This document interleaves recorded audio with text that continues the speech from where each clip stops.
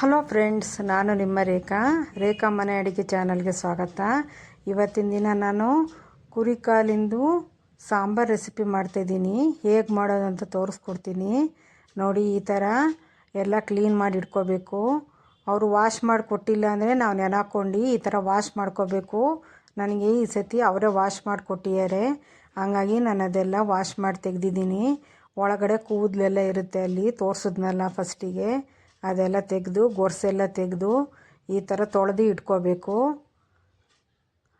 ಈ ಥರ ನೀಟಾಗಿ ಉಜ್ಜಿಬಿಟ್ಟು ಎರಡು ಕೈಯಲ್ಲೂ ಚೆನ್ನಾಗಿ ಉಜ್ಜಿ ತೊಳಿಬೇಕು ಅದನ್ನು.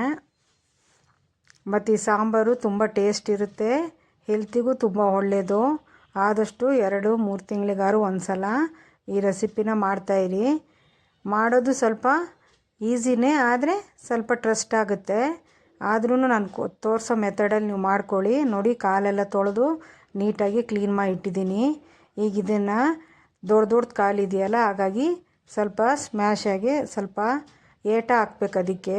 ಅದಿಲ್ಲ ಅಂದರೆ ಅದು ಬೇಯೋಕ್ಕೆ ಆಗಲ್ಲ.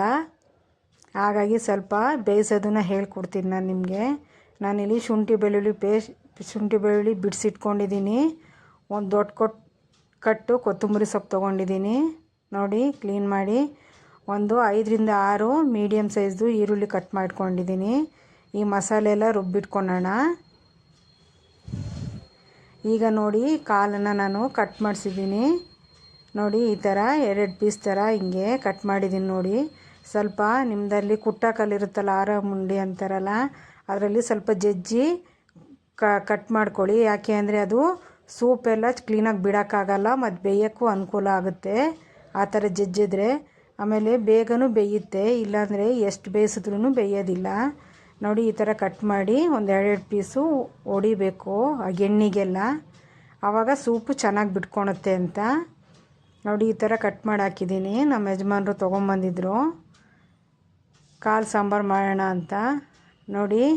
ಮಸಾಲೆ ಎಲ್ಲ ರುಬ್ಬಿ ಹಾಕಿದ್ದೀನಿ. ಇದಕ್ಕೆ ಸ್ವಲ್ಪ ಅರಿಶಿನ ಮತ್ತು ಸ್ವಲ್ಪ ಪೆಪ್ಪರ್ ಪೌಡ್ರ್ ಹಾಕಬೇಕು.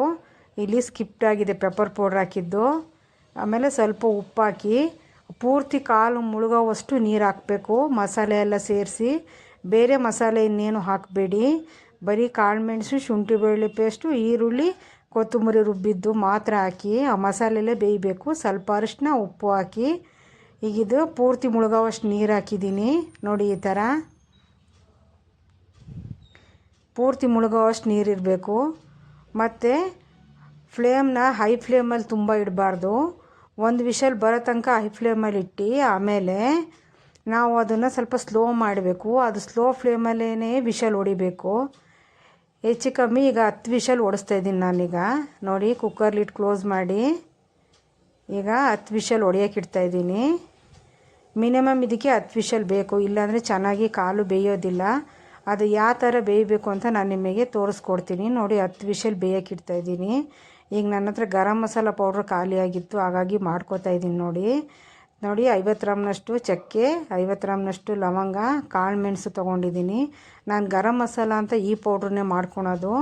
ನಾನು ಪಲಾವ್ ಎಲೆ, ಇಂಥದ್ದು ಏಲಕ್ಕಿ ಈ ಥರದ್ದೆಲ್ಲ ಹಾಕಿ ನಾನು ಮಾಡ್ಕೊಳೋದಿಲ್ಲ.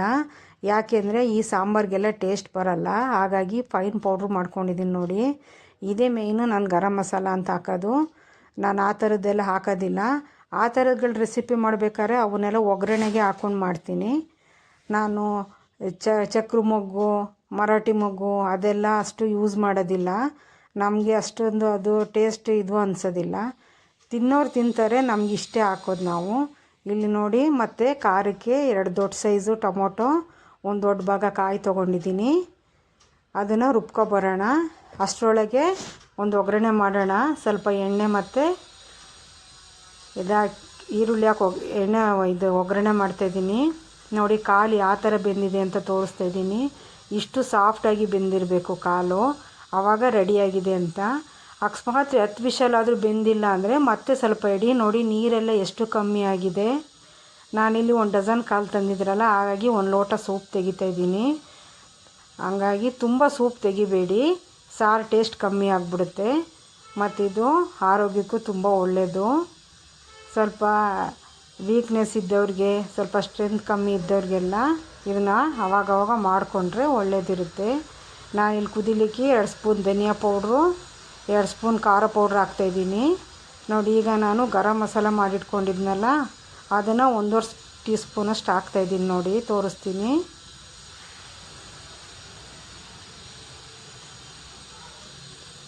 ನಾವು ಇದೇ ಚಕ್ಕೆ ಮಸಾಲ ಹಾಕೋದು, ಆವಾಗಲೇ ಸಾಂಬಾರು ಟೇಸ್ಟ್ ಬರೋದು ನೋಡಿ. ಇದು ಹಾಕಿ ಇದರಲ್ಲಿ ಸ್ವಲ್ಪ ಉಪ್ಪು ಹಾಕಿ ಇದು ಚೆನ್ನಾಗಿ ಒಂದು ಕುದಿಬೇಕು ಮಸಾಲೆಯಲ್ಲಿ, ಆವಾಗ ಟೇಸ್ಟು ಸಾಂಬಾರು ಬರುತ್ತೆ. ಆಮೇಲೆ ಖಾರ ಹಾಕೋಣ ನಾವು ನೋಡಿ. ಉಪ್ಪು ಹಾಕಿ ಈಗ ಇದು ಸ್ವಲ್ಪ ಕುದಿಬೇಕು. ಯಾವತ್ತೇ ಫಸ್ಟು ಮಸಾಲೆಯಲ್ಲಿ ಚಿಕನ್ ಆಗಲಿ ಮಟನ್ ಆಗಲಿ ಫಸ್ಟು ಕುದಿಯೋಕ್ಕೆ ಬಿಡಬೇಕು. ಆಮೇಲೆ ನೋಡಿ ಕುದ್ದು ರೆಡಿಯಾಗಿದೆ. ಈಗ ನಾನು ರುಬ್ಬಿಟ್ಕೊಂಡಿದ್ನಲ್ಲ ಕಾಯಿ ಟೊಮೊಟೊ ಹಾಕ್ತಾಯಿದ್ದೀನಿ.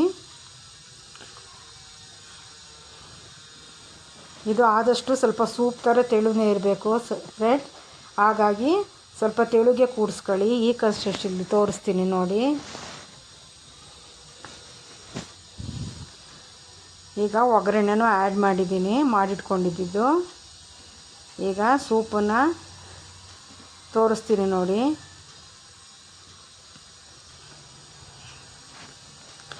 ಸೂಪು ಅಷ್ಟೇ ಕಾನ್ಮೆಂಟ್ಸ್ ಎಲ್ಲ ಹಾಕಿ ಮಾಡಿರ್ತೀವಲ್ಲ, ಸೂಪ್ ತುಂಬ ಟೇಸ್ಟಾಗಿರುತ್ತೆ.